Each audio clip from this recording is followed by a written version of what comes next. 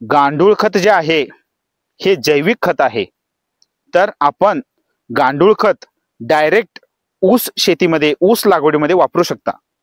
आम्ही एक प्रयोग केलेला आहे। त्या प्रयोगमध्ये आम्ही काय केलेलं आहे, गांडूळ खत आणि रासायनिक खत हे मिक्स केलेलं आहे। मिक्स करून आम्ही डायरेक्ट ऊस शेतीमध्ये वापरलेला आहे। रिझल्ट हा खूप छान पद्धतीने येतो।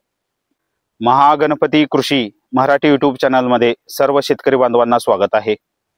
ऊस शेतीमध्ये, ऊस लागवडीमध्ये गांडूळ खत कोणत्या कोणत्या वेळेला आपण वापरावं, वर्मी कंपोस्ट म्हणतो आपण। तर जैविक खत जी असतात त्यांचा वापर केल्याने आपल्या जमिनीमध्ये खूप छान पद्धतीने सुधारणा होते। तर गांडूळ खत आपण डायरेक्ट वापरू शकता।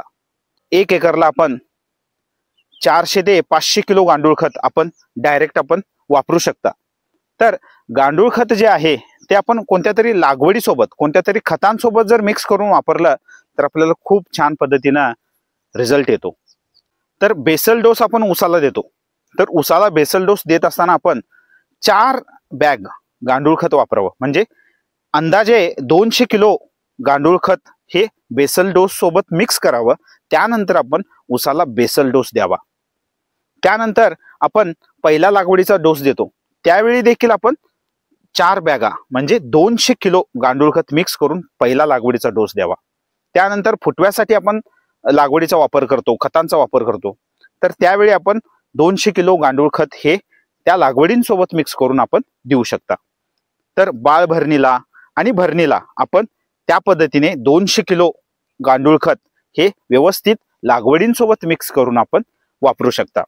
त्यानंतर पावसाळीचा डोस आपण वापरतो, तर त्यावेळी आपण 4 बॅगा म्हणजे 200 किलो गांडूळ खत व्यवस्थित लागवडींसोबत मिक्स करून आपण द्यावं।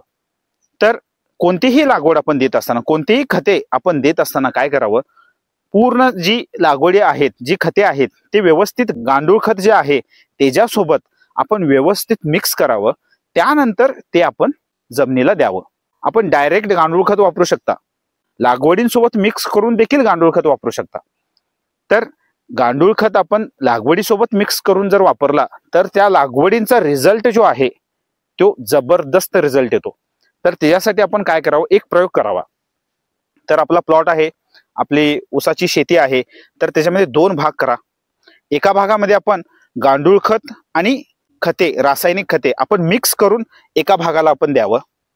त्यानंतर अनेक भाग जो आहे त्याच्यामध्ये आपण काय करावं, डायरेक्ट खतांचा वापर, रासायनिक खतांचा वापर करावा। 15 ते 20 दिवसामध्ये फरक जाणवतो आपल्याला। तर ह्या पद्धतीनं गांडूळ खत आणि लागवड ही मिक्स करून जर आपण दिलं तर खूप छान पद्धतीने रिझल्ट येतो। हे आपण प्रत्यक्षात काय करावं, एकदा टेस्ट करा, एकदा आपण प्रयोग करा, त्यानंतर गांडूळ खताचा वापर करा। तर ह्या पद्धतीनं आपण गांडूळ खताचा वापर ह्या पद्धतीने करू शकतो। तर ही जी खतं आहेत त्यांना खूप छान पद्धतीने रिझल्ट येतो आणि आपल्याला खूप छान पद्धतीने ऊसामध्ये वाढ होते। तर भेटूया नेक्स्ट व्हिडिओमध्ये। थँक्यू, धन्यवाद।